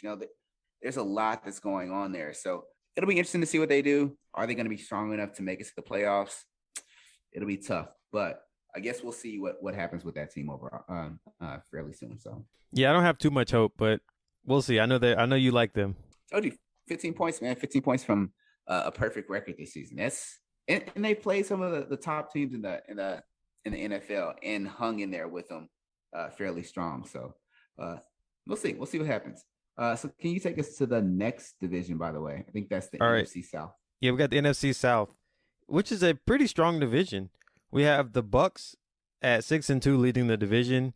The Saints at 5-2, second in the division, but they have that win over the Buccaneers now, so at the very worst, they're going to be tied with them in terms of head-to-head. The Panthers at 4-4 are third, and the Falcons at 3-4 are in last in the division. So pretty competitive division, really, and kind of better than I thought it would be. I didn't think the Falcons were going to be this good. Panthers, I hoped would be a little bit better, but when they struggle with injuries, that's just kind of, that's what it is. And the Panthers have this issue And we've seen the Colts go through this too. They'd rather get a free agent quarterback and try to get rich, hit strike gold, playing the lottery or whatever, rather than to try to draft a guy that they have faith in and maybe take a down year, but have him grow in the system and then keep going. And maybe it's just coaches are thinking they need to win now. But I would really like to see some of these teams start with a young quarterback, build them up. Because even last year, Bridgewater was playing pretty well with the Panthers, and they got rid of him to get Sam Darnold because Sam Darnold was a high draft pick, and Bridgewater wasn't really as high of a draft pick. But I wonder what the Panthers are going to do if they have if they end up doing really poorly toward the end of the year, because we know Darnold's not playing very well. He's turning the ball over a lot. So are they going to do it again next year and try to get another free agent, or are they actually going to settle down and try to get some continuity in the system? So I think the Panthers are, who knows what they're going to do. But at the top of the division, the Bucs and the Saints, two good teams doing it differently. The Bucs they have a lot of injuries on their defense now, so they're having to really do it on offense. Saints haven't been able to open it up offensively and doing it on defense, and that's why when those two played, it was a close game that the defense dominated. But the last few years in the regular season, New Orleans has had Tampa Bay's number. So when those two teams go down the stretch, we'll see. I still have more faith in Tampa, but I'm really pleased with what the Saints have been able to do in light of kind of, injuries and maybe not having their best offensive weapons out there. Yeah, for sure. I'll say I'll add a couple things real quick. The Falcons, they look like they're okay because they're 3-4, but I don't think that they're a good 3-4. I think that their 3-4 is kind of their point differential is like -47. So they've been winning some games. They've had some highlights this season. I wonder what they're going to do. I wonder what the next progression is going to be for them, especially at quarterback. And Jeremy was talking about young quarterbacks and investing in those. It's hit or miss, like if you're going to have a quarterback in the league. I think we were looking at this stat in a different conversation. Only 9 quarterbacks were not selected that are starting right now were not selected in the first round of the NFL draft, right? So what that means is that majority are going to come from the first round. What we didn't say is that a lot of those quarterbacks that are drafted in the first round also fail, right? So there's a huge amount of quarterbacks that are drafted early on that just never make it. And a lot of the quarterbacks that are getting drafted in the first round typically are getting traded from their teams, right? There's not a lot that are actually with their same team still. So that's one thing to consider as well. But what I'll say is that Atlanta, again, I don't think that they're that good. Panthers have had their issues. Darnold looked like he was a little bit more solid early on, and now he's starting to kind of fall back into who he was. So that's going to be an area of concern for the Panthers. They've had those injury issues, but again, they just haven't shown enough. Maybe they have a strong team going into the future, so that's something to keep in mind. The Saints, like you said, they're doing it with the defense. So because they're doing it with the defense, maybe they'll have a shot now that Jameis is gone, and who are they? I guess Taysom's the quarterback now. Trevor Simeon. Okay. Yeah, he used to be with the Broncos. He's not a bad quarterback. I liked him with the Broncos, so I think he can do enough. Yeah, I think he can do one enough. Of those young quarterbacks that we'll see what he does. So it'll be interesting. They're getting Michael Thomas back maybe this week or next week. So that should be pretty interesting. That's definitely going to help them out. And then, like you said, the Tampa Bay Buccaneers, they do really well at home. Away games are a little bit more tough for them, but at home they light it up. So they need to make sure that they try to get home field advantage throughout the playoffs. I think that would be huge for them. But there's a lot of teams in the NFC that have only lost one game, right? Like they're actually the 5th best team in the NFC right now, record-wise, right? So you have the Dallas Cowboys that are better record, Green Bay Packers with a better record, the Cardinals with a better record, and the Rams with a better record, right? So it's kind of interesting with that note. One thing that I'll also add to this is if you look at the NFC, we almost actually know all the playoff teams, unless there's going to be some type of big change, right? Cowboys, Packers, Bucks, Saints, Cardinals, Rams, right? So we already pretty much know who's going to be in the playoffs because all these other teams are nowhere near close. So with those 5 teams, we haven't talked about the NFC West yet, but with those 5 teams, who do you think is going to be coming out of the NFC as the top seed? It's hard to bet against the Buccaneers, but I think it doesn't matter if they win the one seed or not because we saw it last year. It didn't matter.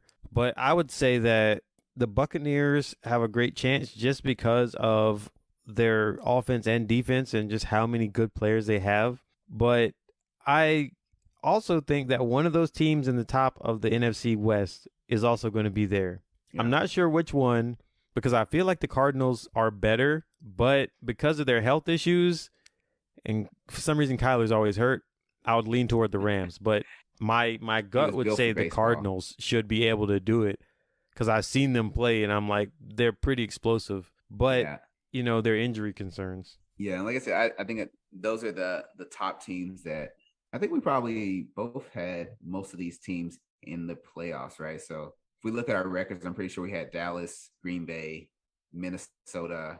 Oh, no, not I had the Vikings, but Tampa Bay. I think the Saints and the Vikings were like the last ones, that the Cardinals and the Rams, right? So again, 49ers, yeah. So again, interesting type of thing, but we'll see what happens. But let's finish off. We'll talk about the NFC West since you kind of led into that. I think that the Cardinals are actually a really solid team.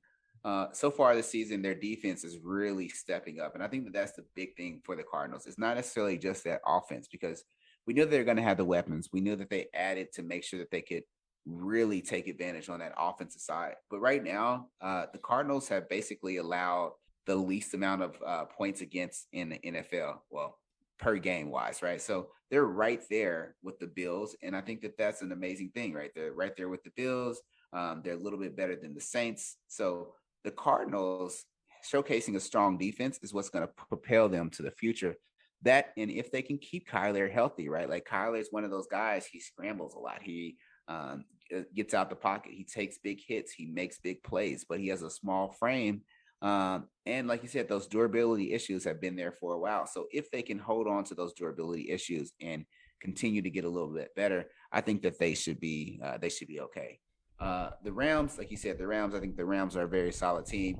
They've won some games that might have been a little bit closer than they seem. So I think I'm going to get the Cardinals the edge over the Rams, right? The Rams could have been like 5-3 so far right now.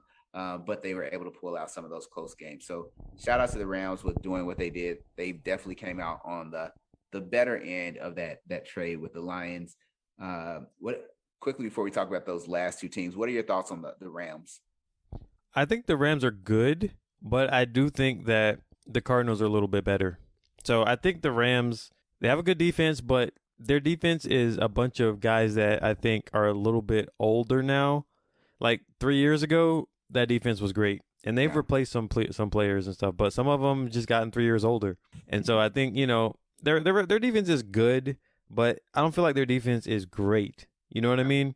Yeah. And their offense, even though their offense is really good, I still think the Cardinals have a more explosive offense. So I do agree with you that I think the Rams could have lost a few more games.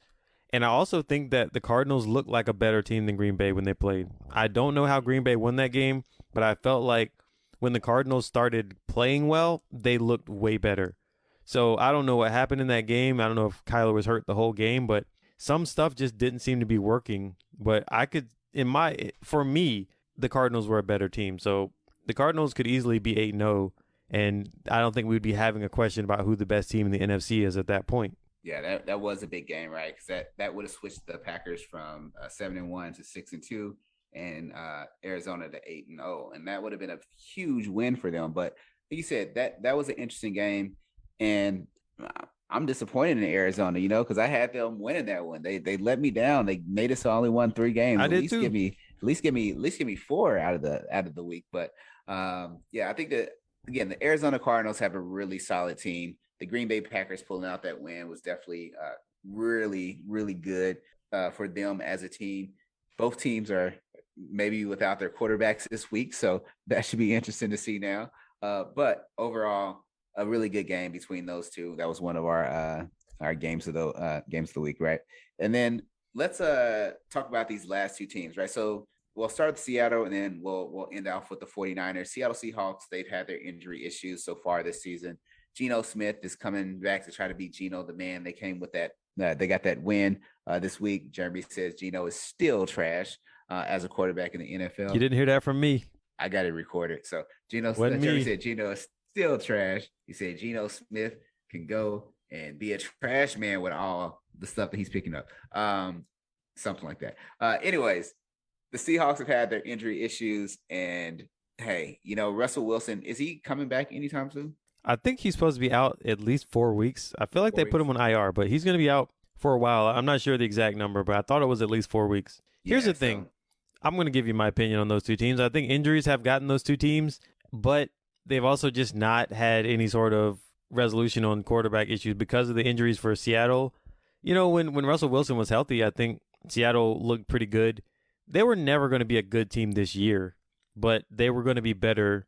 They were going to look better at the very least than what they were. And when Russell Wilson got hurt and they lost that game, they were going to win that game. I can't remember who it was against, but it was against a good team. And they were looking better than the other team before he got hurt. I can check it out. Either way, I think that Seattle probably has a better record if Russell Wilson doesn't get hurt, which is pretty obvious, but it's worth saying. And San Francisco came into the year playing around with the quarterback position, still playing around with it, still playing games. So it's their fault. They didn't want to stick with the quarterback. Basically, Kyle Shanahan does not want Jimmy Garoppolo is how it appears, yet he won't make a move and just go ahead and get rid of him. So he's playing games, and that's what you get when you play games. So I don't really have much to say about San Francisco because they've just made a bunch of mistakes personnel-wise. I think that with all their weapons on both sides of the ball, that they can't be better than what is it, 2-4, 3-4. What are they? 3-4. 3-4. Yeah, it's they should be better than that. So I don't have a lot to say about San Francisco. Yeah, they're another team that has those issues on offense, right? They have those issues scoring and getting those points. Looking at the San Francisco 49ers, would you know that they actually have more points scored against them than for them so far this season, right? Like, that's not what you anticipate with a strong defense, right? Because that's what they were held as. They were held as a team with a very strong defense, and adding that run game was definitely going to help out. Another thing about the 49ers, they can't win at home. They're 0-3 at home, 3-1 on the road. Wow. So that showcases that the 49ers have some type of issues, right? They need to figure out what's going on, especially when they're under pressure, when they're at home. I think that they just need to pull that trigger on making Trey Lance the quarterback of the team. But what you said was right. Like, they're going to stick with Garoppolo. They're going to get a bad record. They're going to get a left tackle. They're going to get him in the draft. And then Trey Lance is going to start next season with a new left tackle, and then they're going to be fired. And a new head coach. Everything's going to be good. Maybe. A new general manager. Maybe. We'll see. We'll see what happens with the 49ers, man. We'll see what happens with them. So overall, I think that's all of our divisions.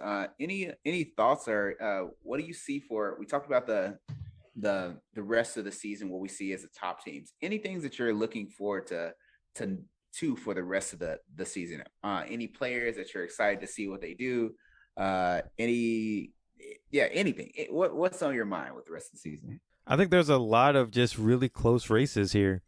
I just want to see how they shape up. There's not any one player I'm thinking about or any one team, but a lot of close races. I mean, it's really close at the top. Like right now, Green Bay is the number 1 seed in the NFC. I don't think that's going to hold, but we'll see how that happens. Tampa's down there lurking. The Saints are still in the playoff picture right now. AFC is a jumbled mess. There's not really great teams in the AFC, so a lot can happen and a lot will happen. So, yeah, I'm just looking forward to seeing that. How about you, Paul? Yeah, so I think I'll say this. I'm just going to go down and just quickly say my storylines. I'm excited to see what the Bills can do. Can they still hold on? Can they end up winning out for the rest of the season? New England Patriots, how good are they actually? Have they had us all fooled, or is something going to happen? The Jets, I don't really think that there's too many storylines. I don't know who their quarterback is. I guess Wilson will be back soon. Hopefully he figures that out. Michael Carter, I do like that guy. He is Tar Heel. Really well. Yeah, Michael Carter, the Tar Heel running back rookie. He's showcasing his skills, so shout out to him. The Dolphins, what's going to happen with the Dolphins? Are they actually going to be okay? Is Tua getting better? Are they going to be better than a 1-7 team? I think that they are, but I'm not necessarily sure.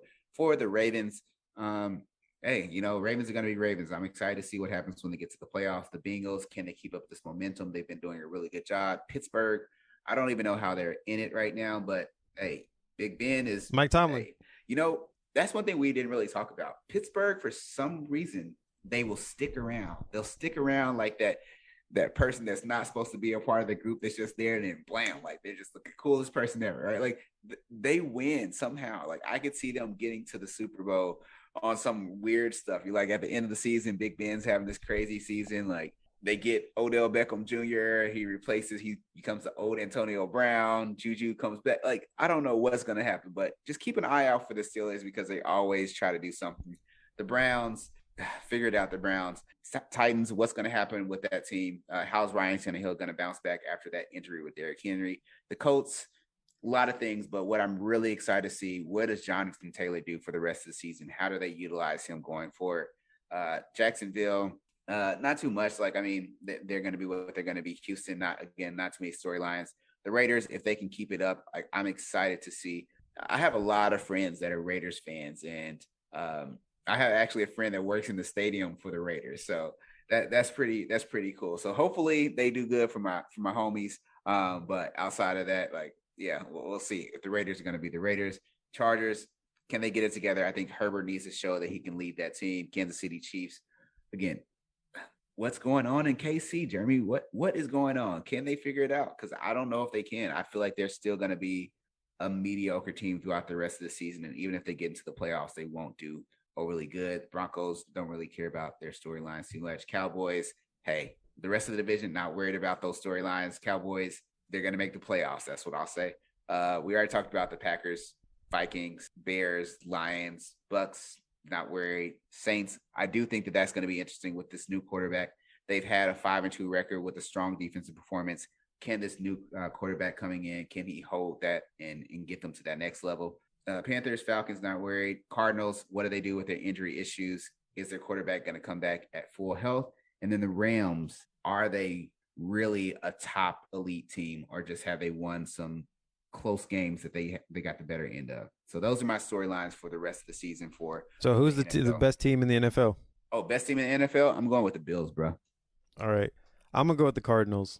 All right, cool. All right, last thing. Where'd you have for the first half of the season, by the way? Say what? Oh, I was going to say, where'd you have the Cardinals at, by the way? I'll look it up. You keep going with that point. Yeah, you look it up. For the first half of the season, I went 75-47 in my picks, which is 61%.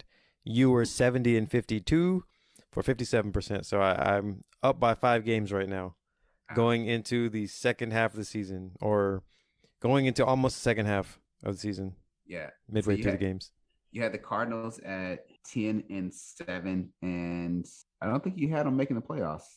Yeah, so probably some tiebreaker stuff. Yeah, probably tiebreakers. So you have 49ers, Packers, Bucks, Washington football team, Saints, Rams, Vikings for yours. So I had the Vikings making the playoffs. See, I wasn't that down on them. Yeah, that's what I said. You had the Vikings making the playoffs. Let me see. For me, I had Vikings, Cardinals, Bucks, Cowboys, Packers, Panthers, and the Washington football team. So a couple of those teams definitely won't be making it. And there's definitely some surprises out there. So shout out to the Rams for proving me wrong, because I definitely didn't have them doing as well. I had them at 8-9, but they're pretty close. So all right, cool. So we talked about our midway season records. You want to quickly just go over? I don't think we have to go over last week's game. I'll just say that last week was a tough week for me. I ended up finishing 3-2. Like Jeremy said, I only got Buffalo, the Rams, and KC correct. A lot of close games in there. Jeremy actually did really well. He was 9-6 last week. So, hey, shout out to Jeremy for those correct picks. Now, can we make the picks for this week's games? Yes, we can make the picks really quick. One thing I want to ask though, yes. Who is your MVP, midseason MVP right now? Before we do all our picks, midseason MVP. All right, I'll bring that out at the end. I'll bring that out at the end of the show. I need to think a little bit more about that one. All right, should I wait too then? Yeah, we'll wait. Well, you guys can be excited to hear our all right, stick around. All right, cool. So we'll go through the games quickly. We'll get you guys out of here in like the next 20 minutes or so. The first game that we had was the Jets versus the Colts. Me and Jeremy both went ahead and picked the Colts for that one. And the Colts did a really good job this previous game. We talked a little bit about that game and what we saw and what happened. Anything else you want to add about that game, by the way? No, just the Colts tried to lose it, but they had built up too big of a lead to squander. Yeah. So Yeah, they tried to get rid of it. They tried to lose that game, but they did too well. Yeah. So, anyways, Colts will be Colts. Hopefully, they can figure it out the rest of the season. Like they're an exciting team to watch, and they're an exciting team to get frustrated at. So, I just hope the watching factor starts to win out on the frustrating factor, because then I don't want to watch them. The next game is Minnesota versus Baltimore. So, what do you think about the Vikings versus the Ravens? I'm going to go with Baltimore at home. I think Baltimore is just so tough. Minnesota's not been playing super well recently. A lot of close games, and I just think Baltimore has got that toughness factor. Yeah, I think Baltimore at home is going to be a tough one to match up with, especially right now. Baltimore is probably going to be kind of chilly, probably cold, and you have these Vikings that are playing in this indoor stadium. So I think that the Baltimore Ravens are probably going to have that step up. But I do think that the Vikings are very close. They're very close to breaking out. So I want to go with the Vikings this game. Maybe it's going to be another week where I only get 2 games correct. So I'm just going to go ahead and go with Minnesota. I think that they're this close, right? 15 points from a perfect season so far. They need to pull it out, and maybe this is a game that they can do it in. The next game that we have is New England versus Carolina. So New England has been showing up recently. Carolina hasn't. These teams are both 4-4 so far this season. What do you make of this New England versus Carolina game, Jeremy? Yeah, we got teams going on different trajectories. I mean, Carolina was 3-0 at some point, and now they're 4-4. New England has been winning and playing strong recently, dominated the Chargers, so I'm going to go with New England. Nice. Actually, I'm going to go ahead and go with New England also. Even though it's going to be in Carolina, Carolina's defense has not shown me enough to make me think that they are strong enough to win this game. So I think that New England, with what they've been doing, they have a lot of consistency. The offense is starting to click. Like I said, Damian Harris is dominating another strong game where he received over 20 carries. I think he got close to 100 yards, maybe 88 with a touchdown or something this time. But again, strong running back, strong team. So I'm going to go ahead and go with New England for this one. The next game that we have is Cleveland versus Cincinnati. So again, same type of thing. One team in an upward trajectory, one team going a little bit the opposite direction. Cleveland is 4-4. Cincinnati is 5-3. What are you thinking in this game at Cincinnati? So Baker Mayfield, I think he's going to try to play, even though he's been hurt. Yeah. He might not, and if he doesn't, either way, it's not a huge drop off. But I still think that with the injuries, with the team not being super great, and I think Cincinnati's a little bit better. Cincinnati probably can score as many points as they want, and Jamar Chase is always going to be open. So I think Cincinnati wins it. Yeah, I'm going to go ahead and go with Cincinnati too. I think it's going to be one of those games that's a lot closer than what we anticipate. It's probably going to be one of those 3-point games. So either team might have a chance to win, but I think I'm going to go with Cincinnati. I feel like they have a stronger team throughout, and because they have such a strong team, they should have that edge when it comes to making plays. Their defense has been fairly solid. And their offense is doing a really good job, right? The Browns defense, like I said, they haven't shown up, and because of that inconsistency, that's really hurting their team. So that's one thing that they're going to have to consider. The next one is Denver versus Dallas. I'll start this one out. So this one's going to be in Dallas. Denver, they just don't have enough. I think maybe they showcase something, especially with Jerry Jeudy coming back for the second week. Maybe he gets a little bit more into the flow. And, Dallas Cowboys, they like to fall apart. But this game's at home, and it's getting close to Thanksgiving. That's when they really want to show out and really want to be at their prime. So I'm going to go ahead and go with Dallas. And are you joining me on this Cowboy adventure, Jeremy? Yes. We talked about Denver earlier. I just don't think Denver is as good as we thought. So I think Dallas can win, especially at home. Yeah, awesome. So we're going to go both with Dallas. The next game, Buffalo versus Jags. I'll start this one out again just for the sake of splitting them up. I think that Buffalo is going to blow the Jags out. Maybe we should guess the score of this game also, just because we both know that Buffalo is going to be there. I just want to see what you think this game is going to be like. We talked about how well the Buffalo defense has been doing and how well the Buffalo offense has been doing with that huge point differential this year of 120 points. What do you think? I'm pretty sure you're going to go with Buffalo with this pick. Maybe not, but yeah, I'm going to go with Buffalo. Right. And since I have to pick a score, I'm going to go 38-10. I'm going to go 50-14. No, 50 to 13. Wow. Get 2 field goals, huh? Yeah, 50-13. And you said, what was your score? 30-14? I said, what did I say, 48-10? 34? 38-10. 38-10? Yeah, 38-10. 38-10. All right, so yeah, 50-13 and 38-10. So That should be pretty fun. The next game, Houston at Miami. I'll start with that one as well. I think Miami's gonna do a little bit better. Both of these teams have only won one game so far this season. 1-7 are both of the teams. Miami has had a lot more ups, I think, than Houston has had so far this season. Tyrod Taylor is coming back, so that is something to keep in mind. And because of that, maybe Houston does have a little bit more of the advantage. But I do like what Miami's doing. If they can stay committed to the run, if they can be a little bit more consistent, they definitely have a chance to win their second game of the season. What are you thinking about this game of the defeateds? Yeah, I don't have any feel for either of these teams, but I'm going to go with the home team in this case. I'll go with Miami. All right, awesome. So we're going with Miami for that one. The next game, I'll talk about that one too, I guess. I'll put us at 4-4. So this is Atlanta at New Orleans. New Orleans has their new quarterback coming in. That defense has been pretty strong. Atlanta, they have an offense. Their defense still is a big issue, and I just don't think they're going to have enough, especially if Michael Thomas comes back. I think that he's a big playmaker, and I think he's out. Anyways. I think he's out for the rest of the season. Out. I think that's what I saw. Really? I thought that was what I saw. Oh, I'll check that out. But so let me check this one out. Michael Thomas out for season after setback ankle recovery. Cool.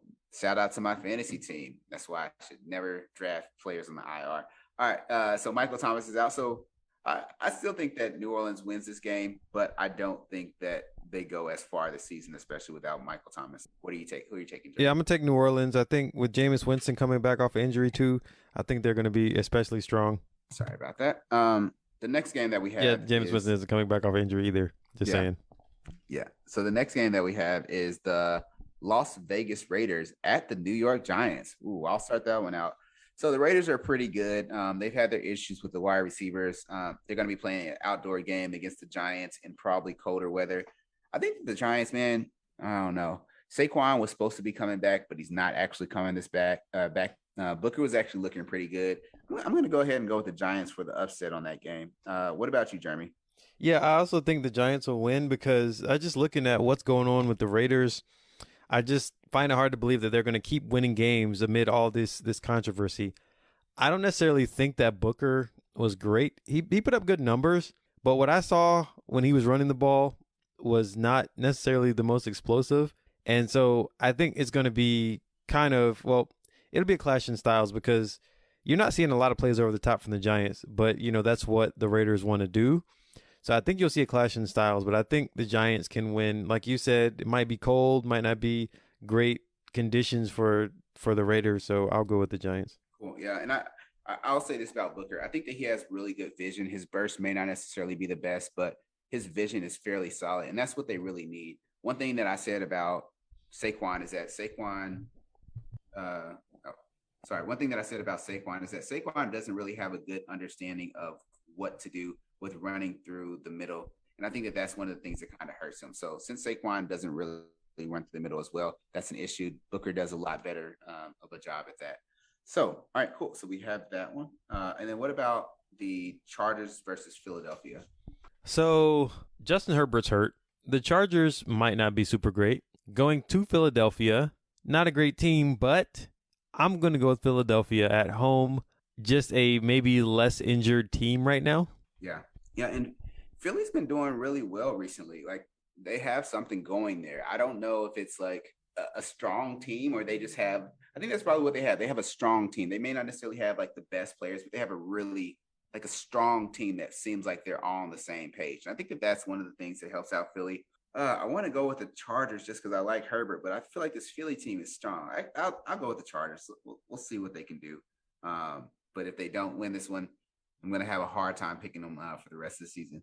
The next game is one of our games of the week, Green Bay versus Kansas City. So Green Bay doesn't have their starting quarterback. They have their backup that they drafted that Aaron Rodgers got a little bit upset about. So what do you think with this Green Bay Kansas City game? I made this pick yesterday or whenever I looked at these games, and I was so convinced that I was right. I'm not anymore, but my thinking is Green Bay is going in with a backup quarterback without maybe rhythm.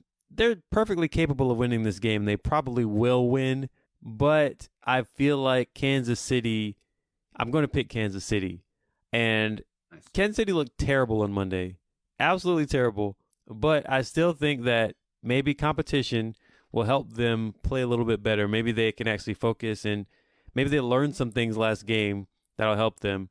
But they looked terrible last game, and I don't think they'll win, but I'm going to pick them anyway because I made the pick like 2 days ago, and I was convinced about it for some reason. So you're going to go with Green Bay? No, I'm going with Kansas City. Okay, awesome. That's what I thought. So going with Kansas City. So I'm going with Kansas City also in that game.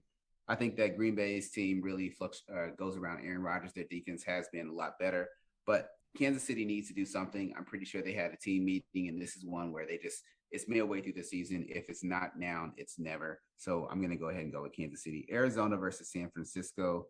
I'm going to go with Arizona. I think even if Murray is out, they just have a little bit of a better team. It's in San Francisco. San Francisco could pull the upset, but I'm going to say I'll go ahead and go with Arizona for this one, just because their defense has been strong and San Francisco's hasn't shown anything so far this season. Yeah, I'm off the San Francisco bandwagon.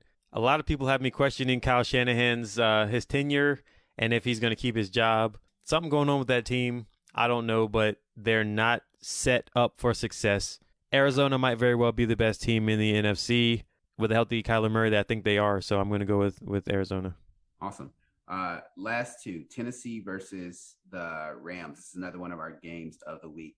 Both teams have a very strong record, with Tennessee being at the top of the AFC and the Rams being the second team in the NFC. So what are you thinking? This is the Sunday night game right here. This could be a Super Bowl preview. I know I made a lot of like weird comments, crazy comments about best teams in the NFC, but as it stands, this could actually be a Super Bowl preview and nobody would watch. I don't think Tennessee is that great.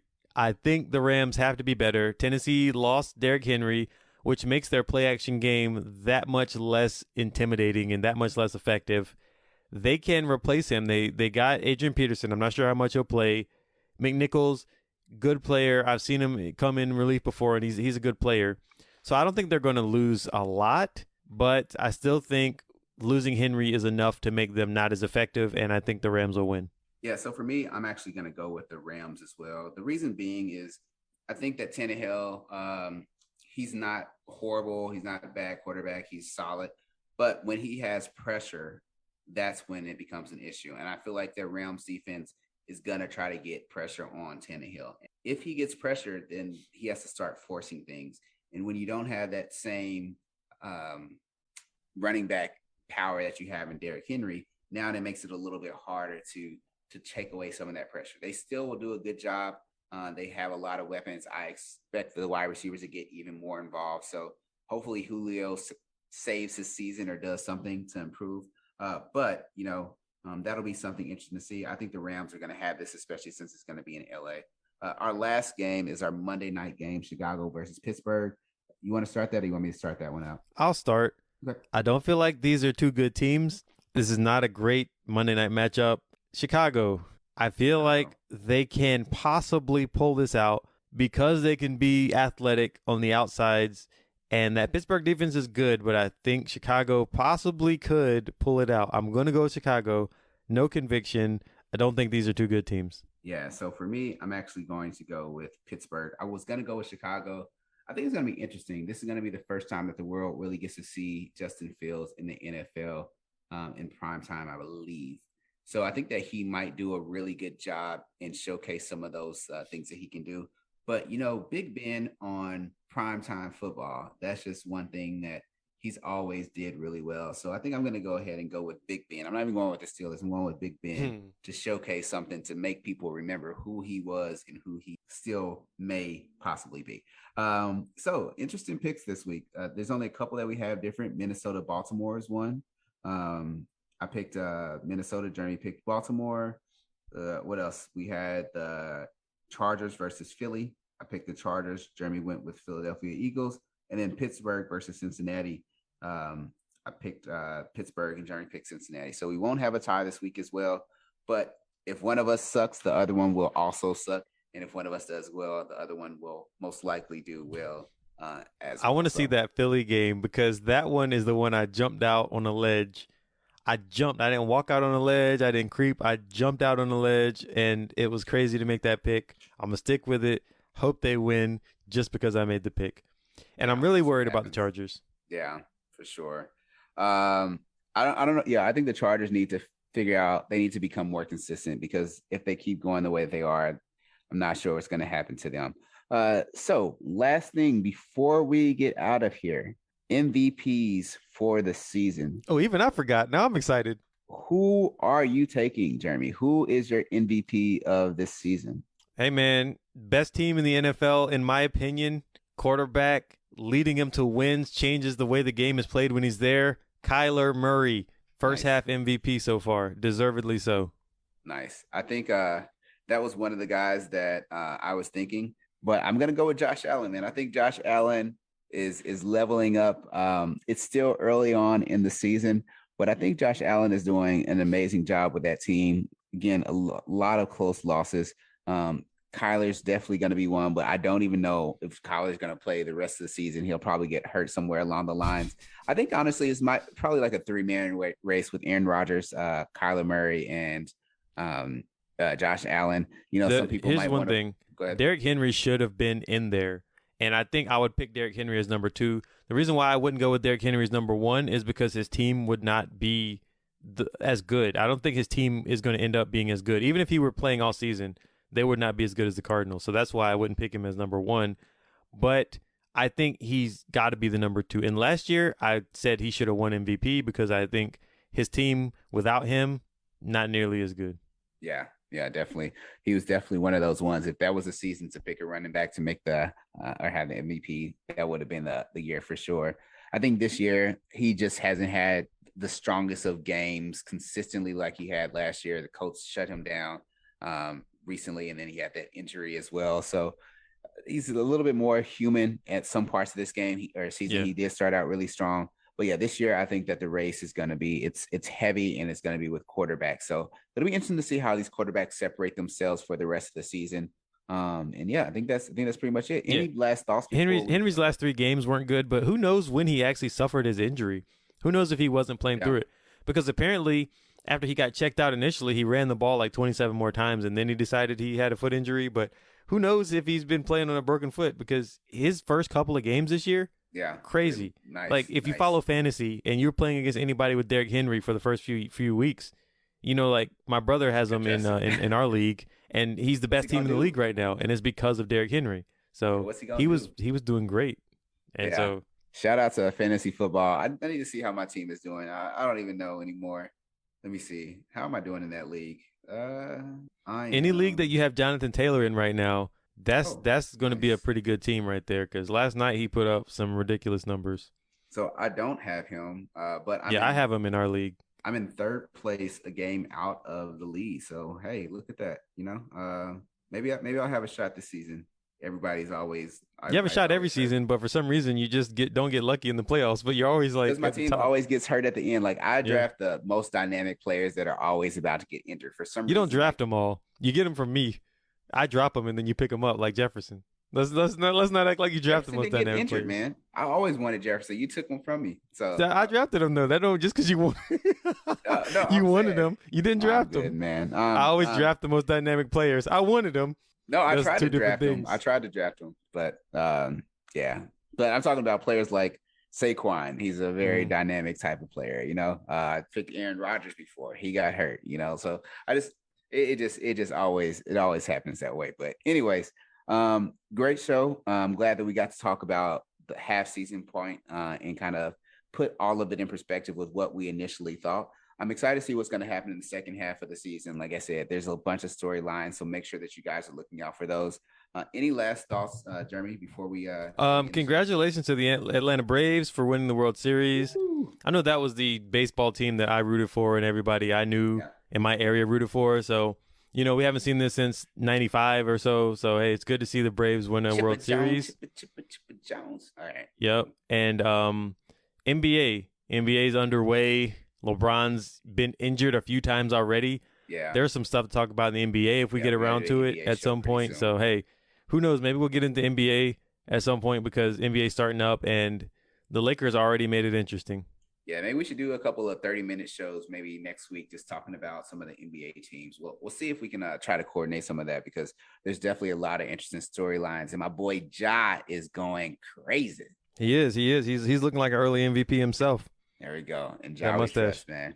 All right. So thank you guys again from Beyond Sports with Paul and Jeremy. Hopefully you guys like our new logo. I don't know if you guys saw that on our Facebook Live, but it looks pretty cool on the video. So shout out again to Bob for putting that together. Outside of that, thank you guys. Make sure that you join, share, and like. And we will see you guys next week. All right. Jeremy froze at the last moment, but peace. I'll see you guys later. Jeremy's back. Yeah. Right. Say it again. Oh, I said, but that's it. Yeah, peace. See you guys later. All right. See you.